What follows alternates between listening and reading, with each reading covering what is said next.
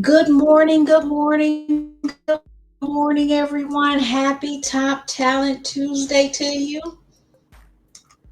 I hope everybody is doing well. How you doing? How you feeling? It's April from ALL4HR Business Solutions. Have a bit of a cold, so work with me, folks. How's everyone doing? Drop in and say happy top talent to me.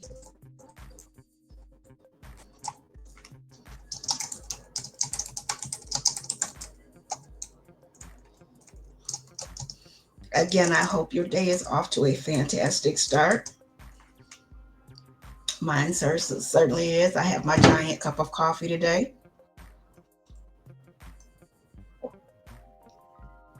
Now, so happy Talent Tuesday, everybody. I hope everybody, again, excuse me, is doing well. We are chatting today. Again, come in and say hello. Um, so we're talking today. Um, Again, for those who don't know me, I'm April Halliburton of ALL4HR Business Solutions. And I am an expert small and mid-size HR business partner, consultant, and visionary. I work with companies, manage and consult with companies with 5 to 49 employees across the country. I also consult with larger companies as well, but I manage companies 7 to 49 employees. We help small and mid-sized businesses to alleviate their HR woes. We do this by, again, managing their workforce. We also offer an Evergreen program, which is our HR Foundation program, where we set up your HR and all your policies, your handbooks, and do a full scale HR audit. Excuse me.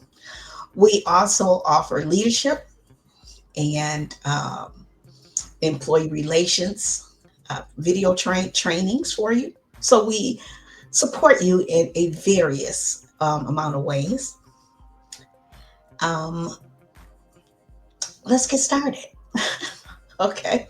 So today we're talking about the cost of overlooking HR and how compliance gaps can impact your bottom line. So we are, again, we're getting ready for 2025. So we're wrapping up. We're getting ready for a better 2025 years and so 2025 year. And so what we're doing is looking at what worked for us last year or this year. Well, it's not gone yet, but what worked for us, that what worked for you this year. And remember to celebrate those wins, no matter how small they are or how big they are. All right. And then finding out what did not work this year for 2024 so that we can uh, fix that for 2025. Right. So today, again, we're talking about the cost of overlooking HR. Okay. And so, good morning, Ozella. Happy Top Talent Tuesday to you. And so, we are looking at some things that you should be looking at in your business. So, while running a small business is, of course, it's not easy. And it feels like everything is urgent, right? With a small and mid sized business. Oftentimes, it looks like it's too much on your plate, right? But the truth is, some things have to take a back seat for a moment, right? Um, you have to forgive me, my glasses. Some things have to take a back seat, okay? And I have to tell you that HR is not one of them. Oftentimes, business owners, especially small business owners, think I can handle the HR myself. And if you do that, just make sure you have a team that can support you, okay? So ignoring the HR basics, such as things like failing to post the right posters in a area in your business where you're a small business, where all of your employees can see them, can be a costly mistake. Okay. So you have to make sure you are in line with those things. You know those things, and you make sure they're in place. Okay. That's why you need a checklist. I have a checklist. You want a checklist? Because I have a checklist for you. I'll drop it for you. Okay. But setting up processes um, can cost you that are costing you a lot of headache, and in turn can even hit your pocketbook or your wallet, if you will. So it's important that you have that you're staying compliant, that you are putting processes and procedures in place so that you are able to alleviate a lot of the problems that can happen in your business. Okay. So we're talking today about things, fines and potential lawsuits, and even losing great employees because of things that, quite frankly, could have just been avoided. Okay.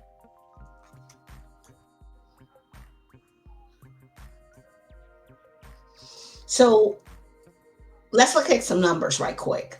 Okay. You got a minute? You want to look at some numbers for a minute? So the FLSA, Fair Labor Standards Act, um, January 25th, 24, the DOL's wage and hour reveals that employers shelled out more than 164.1 million dollars.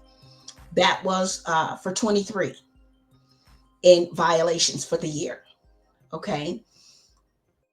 The IRS estimated that one third of employees make a payroll mistake in any given year, which nearly costs $7 billion in penalties for the year 2021. So it's more now because this is 3 years out. And the average cost of these mistakes to employers clocks in at $850 a year. Okay. For a small business, that's a lot. And we're talking out per occurrence. Okay. So we're not talking about when you have 5 employees, that's for each occurrence. Okay. That's not 850 across the board. That's for every single occurrence. Okay. So that's the cost of um, wage mistakes in your business. That's the average. Okay. So those mistakes that we look at, okay, wage mistakes, which is what we're talking about now, the cost of wage mistakes in your business. Okay. Um, and then this is a huge one, misclassifying employees. A company hiring someone as a contractor think they're saving money. And good morning, Courteous Concepts. And they consider that they're saving money, okay, until they are fined for not treating them as an employee under the law. Misclassifying employees is huge. It's a huge problem. You have so many employees that go, hey, I'm just going to classify them as an employee, as an independent contractor, and then that takes all of the responsibility off of myself until you get caught. I had a conversation with a young lady who went back and forth, and she said, oh, I have 12 independent contractors. I said, okay, good for you. Wonderful, wonderful. And so we were asking questions. This was during a presentation that I did for some small business owners. And so we were talking about classifying employees, and she said she had all independent contractors. Okay. When we started talking about things that distinguish between independent contractors and employees, it was evident that she was classifying her employees as independent contractors. Okay. There are several ways, but there are some key ways of knowing what's the difference. And one of those things, one of those variables is controlling the time of your independent contractor. So the simple question to ask was, what are their hours? Now, independent contractors, a lot of times they'll work on a project and project basis. Okay, that's very common, right? And she said, oh, they work from 8 to 4. And no, that is an employee. If you're telling them to work Monday through Friday or Monday, Wednesday, and Friday, 8 to 4, even if they're part-time, if you're controlling their hours, that's an employee. That's not an independent contractor. Okay. So that's one of the big things, the big ways to distinguish how what's an independent contractor versus what's an employee. Okay. And so in the state of Michigan alone, between 36.3 and 49.3 million each year. That's just for Michigan. Yeah, just for Michigan. Because of is employers are dishing out because of misclassifying their employees or underreporting their payroll. These are things that you want to be on top of, okay? Because when we talk about hitting you in the pockets, right? Your thought is, I'm going to classify him as an independent contractor, right? That's going to let me off the hook. Be careful. That's why I say if you're doing your own HR, have someone, a consultant or your legal team that is familiar with labor employment laws that you can readily bounce questions off of, concerns off of, to let you know if you're being in compliance or not. Okay. Another real life example of employers being hit in the pocket is handbook issues, employee handbook issues. That's another one. Now, one question is, can I, as an employer, prepare my own handbook? You absolutely can. But you still should have it looked over by your legal team, your attorney, okay? Just to make sure everything is right and nothing's going to come back and bite you in the butt later. Okay? So, not having clear workplace policies can lead to discrimination lawsuits because employees are not sure where and when the lines are drawn. Okay? So, the real examples of problems that can get you. And for small businesses, micro businesses, these types of violations can be the detriment of your company. They really can. Wage mistakes, misclassifying employees, and handbook issues. These are the top three. Okay? HR, while you're wearing 10,000 hats, believe me, I know. But some things, folks, they can't fall by the wayside. They just can't. And your HR is one of them. Your employees are the most important asset of your business. Your employees are the most important asset of your business.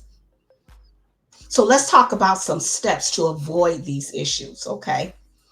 All right. I have 5 steps for you to avoid these big problems. Okay. The first one is audit your HR practices, and this should be done once a year. Now, you should have a consultant do it if you're doing it yourself, but check if you're following federal, state, and local labor laws. Okay. You need help with the HR audit? Give me a call. Okay. But these are things that you have to change, have to check every year. Our laws are changing. They change. During COVID, they were changing weekly. Now, they may be not changing weekly now, but they're changing. And you have to stay abreast of them. It's very important. Okay. It's up to you to protect your employees and your business. Okay. So, regular HR practices audits to see what you're doing, what you need to update, what practices need to be changed, what needs to be implemented, what needs to be taken away. Okay. Second, get your policies in place and get them in writing. You should have your employee handbook updated at least annually. And when policies change in your handbook during the year, you have to notify your employees and let them know that these have changed.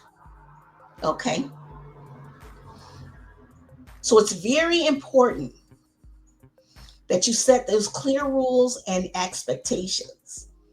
And these clear rules and expectations are in your handbook, but they also should be in your new hire orientation. Okay. Things like your practices for discrimination. Okay. Your practices for filing a complaint in your business if someone feels disrespected or discriminated against. You need to have these policies in place, in writing. Don't start updating your employee handbook when you get your first problem. You want to make sure those things are in place automatically. Okay. And know your employee handbook. That's a little tip for you. Your employees should not know more about your employee handbook than you do. So know the practices, the policies that are in there. Okay. Excuse me. Excuse me. Stay organized. Use tools and systems to track your employee records and payroll and time off requests to avoid costly mistakes. What that means is you need a HR information system. Now, a lot of small businesses say, "Oh, I can't afford it." Listen, it's a lot more economical now than it's ever been. And the cost, okay, the cost of these violations is a lot more than what a HR information system is going to cost you. You can look at Bamboo HR, you can do Rippling, you can do um what's the other one that I use? Rippling, Bamboo HR. Oh, Zenefits is the other one. So these are the ones that I recommend to my clients. Okay. And these systems, once they're implemented in your business and you're trained on them, you'll wonder how you ever managed without them. So if you don't have an HR information system, get one. It's a lot more economical than you think. Trust me when I tell you this. These are ones that I recommend to my clients. And no, I don't recommend them for a kickback or anything. That I recommend them because they're really good systems. They have great support. Okay, that's very important. And it will save you so many headaches. You have one of those systems, you have your onboarding, your recruiting, your onboarding, your new hire, all of your information, all of that is in one system, so that when you hire someone, it's talking to your payroll system, it is talking to your benefits part of the system, it is talking to um, um, time off requests, so your employees can readily just go to their mobile app or to their desktop and put in a time off request, so they're not running around going, hey, I need this time off request, can you sign this for me? Okay. Okay. Trust me, it is going to save your life. If you don't have an HR information system, it will save your life. Okay. So get organized. Number 4 is training your managers. Train your managers to identify things like toxic behavior, how to handle if there is a complaint, what steps that employee should be taking, how to handle um, questions, how to um, grow your business along with you, so that they are practicing the practices, the procedures in your business to grow your workplace culture, so that you are building and you are cultivating a team of with open communication, respect, understanding, right? And building a cohesive team that's going to sustain your business for years to come. Okay? So train your managers. Throughout the year, there are different trainings that are they management is ever changing. You know that. HR is ever changing. So train your managers. Make sure they're trained. Oftentimes, people put managers in the position, and they don't train them. They may be new, right? This may be their first time managing. I have a course called a course called uh, was it first time leadership skill for first time managers. One of my favorite and most popular trainings that teaches your managers how to manage things like time, right? Okay, so it's very important, because if those managers aren't trained and something goes wrong, guess where the blame's going to go? On you. Okay, and then number 5, this is my favorite: keep employee communication clear.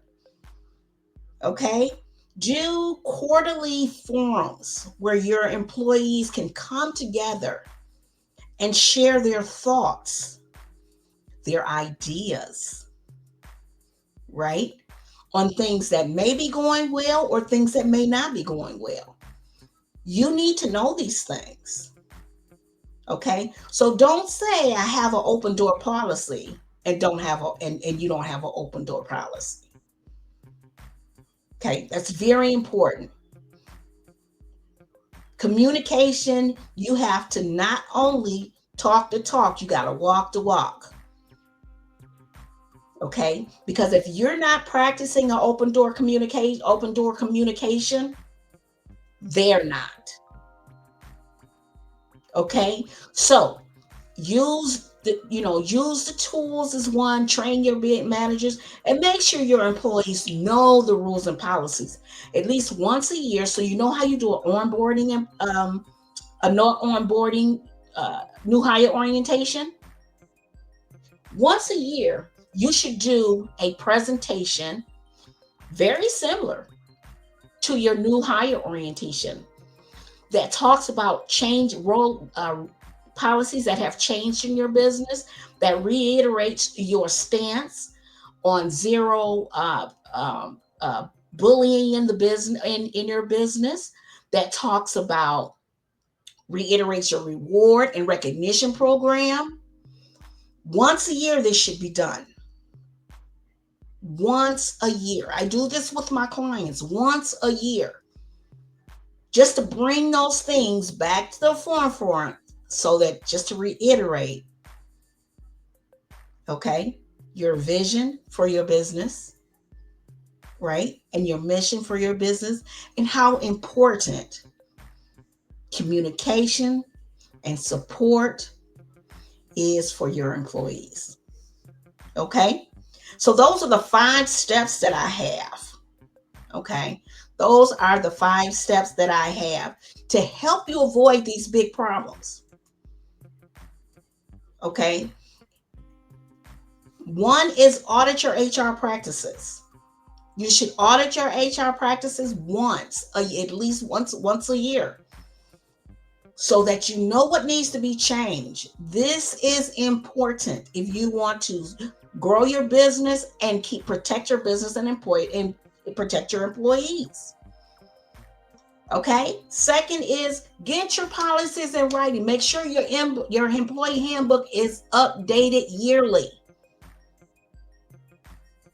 And as soon as you get your first employee, you need an employee handbook. Don't wait till you get 4 or 5 employees and say, maybe I should get an employee handbook. Or you have 3 employees and then a discrimination claim comes up and you say, oh my goodness, I need to get an employee handbook right quick. Let's not do this, folks. Let's not do that. Okay? 3 is stay organized. Automate your systems, your new hire, your onboarding, your hiring, right? Payroll. If you don't have an information system, find one. The ones that I mentioned, Bamboo HR, Rippling, Zenefits, they have excellent support, and they will get you set up. Then your everything, your time off requests, your payroll, everything will be automated, and you can sleep better. Okay, so get organized and train your managers. Okay, if you have questions on training managers, give me, you can DM me. Okay, but train your managers. Once again, I have a training that's called Leadership Skills for First-Time Managers, which again is one of my most popular programs. It's a webinar, and it's priceless. Okay. And number 5, keep employee communication open all the time. Be clear about your communication, the way you communicate with your employees. Okay. And my final tip is this: celebrate the hard work of your employees all year round. Do not wait to annual review time. Okay. All right. Sound good? All right. So if you have questions about your policies, your employee handbook, whatever HR questions, DM me. I have a couple programs where we update your employee handbook. If you don't have an employee handbook, we'll prepare your employee handbook. We'll do your new hire orientation. We prepare that for you, your employment package for you. If you need a reward and recognition program, we have that for you. So we have a couple specials. If you're interested, just let me know in the DM and I'll shoot you an email right over. Right now, also, we have our Hiring Your First Employee. We have that program, and it's for $97. It is information packed with everything you need to hire your first employee. It's $97 right now.